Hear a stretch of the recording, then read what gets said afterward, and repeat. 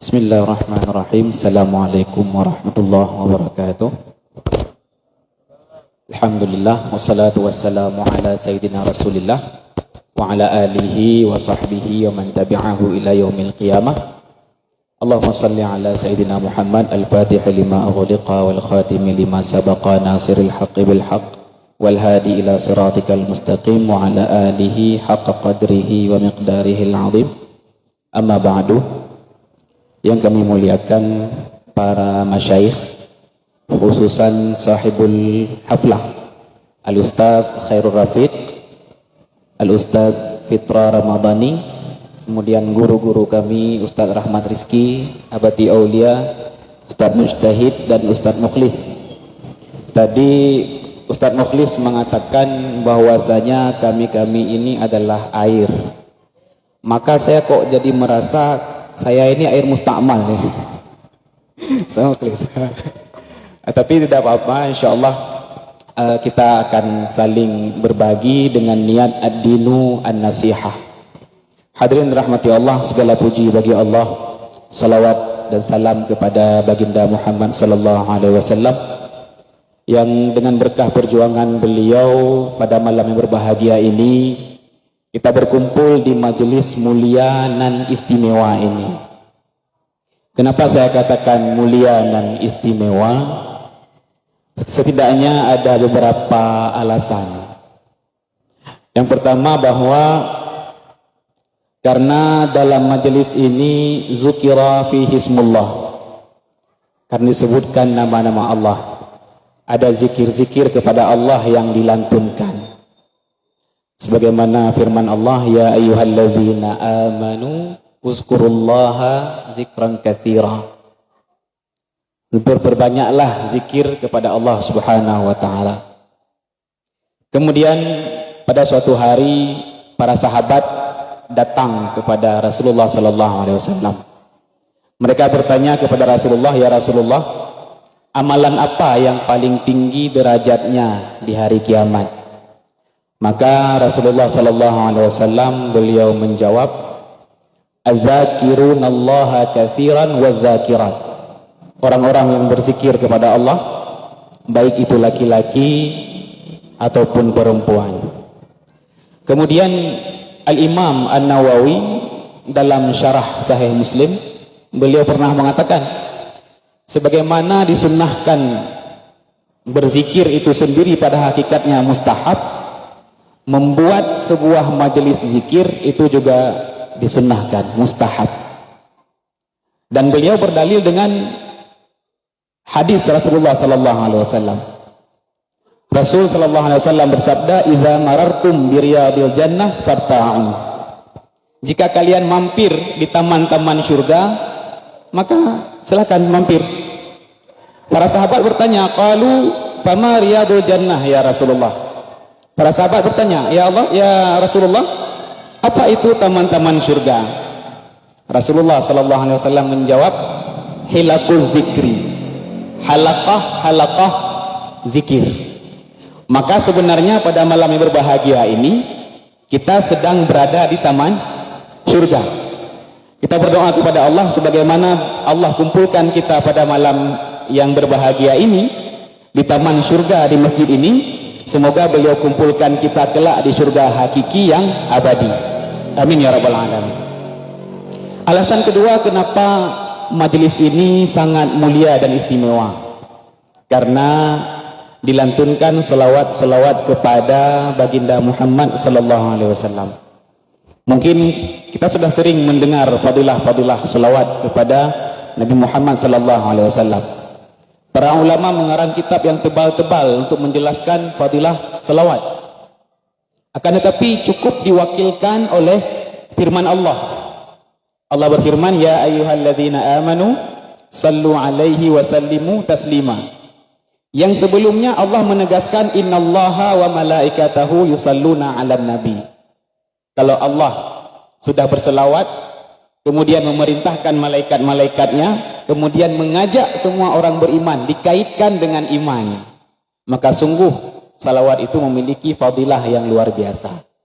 Maka dengan adanya majelis salawat seperti ini, bisa membiasakan kita.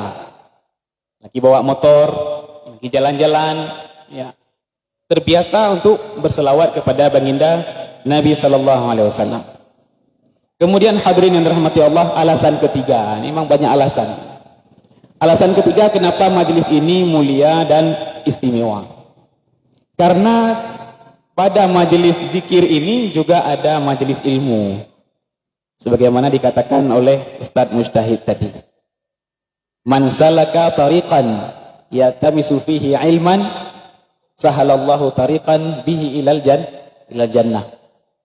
Siapa yang datang kepada majelis ilmu, yang menghabiskan waktunya untuk menuntut ilmu, yang menempuh jalan untuk menuntut ilmu, maka Allah akan mudahkan baginya jalan ke surga. Rupanya majelis kita ini adalah majelis surga. Zikir tujuannya surga, salawat juga ke surga, majelis ilmu juga surga. Hadirin yang dirahmati Allah, kemudian alasan keempat, kenapa majelis ini mulia dan istimewa? Karena ilmu yang dikaji adalah ilmu tauhid. Ya, ilmu tauhid itu kan semulia-mulia ilmu. Ilmu yang paling tinggi derajatnya adalah ilmu tauhid.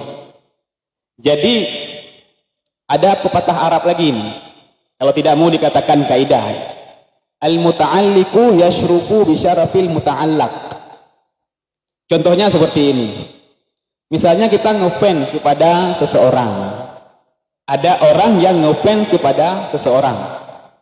Nah, katakanlah pemain bola. Kemudian orang tadi yang ngefans kepada pemain bola, dia mendapatkan baju pemain bola tadi. Ya, senang nggak dia? Senang. Karena baju itu adalah milik orang yang dia kagumi. Apalagi ada tanda tangannya. Wah. Ya. Baju tadi pada hakikatnya terjangkau harganya.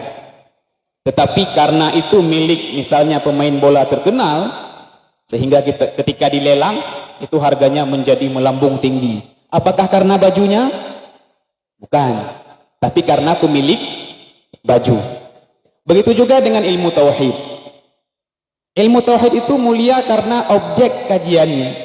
Zat yang dikaji itu adalah zat yang maha mulia, Allah subhanahu wa ta'ala.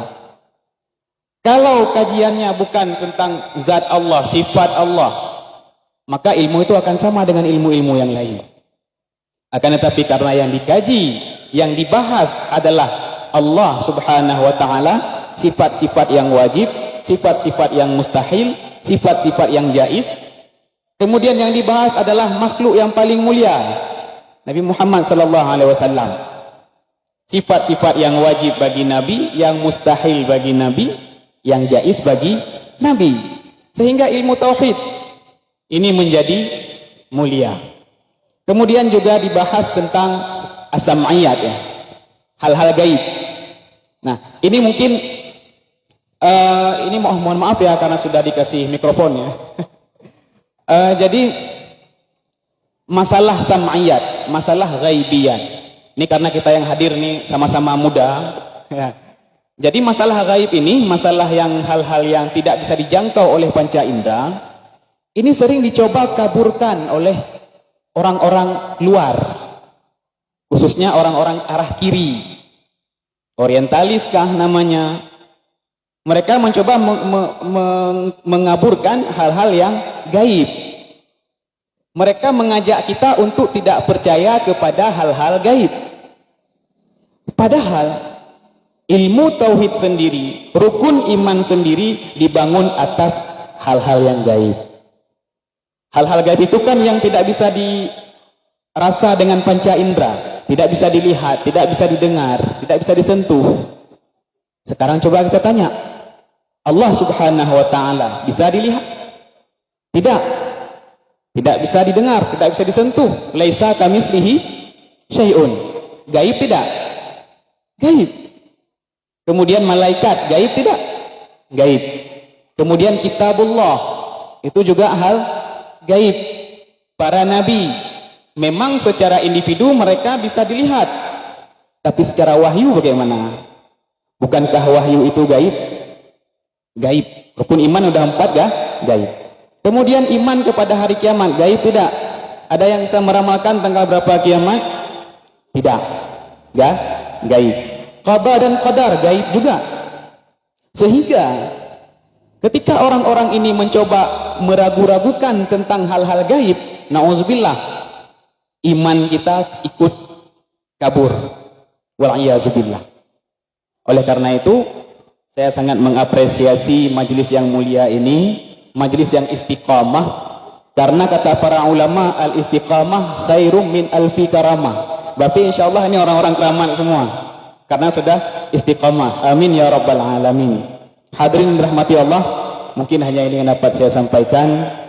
Kita berdoa kepada Allah sekali lagi, semoga beliau menjadikan kita orang-orang yang lurus dalam akidah, kemudian yang istiqamah dalam mengamalkan hal-hal yang ditinggalkan oleh Nabi sallallahu alaihi wasallam. Akhirul kalam, assalamualaikum warahmatullahi wabarakatuh. Waalaikumsalam warahmatullahi wabarakatuh. Alhamdulillah, kita sudah dengarkan daripada Ustaz Khalid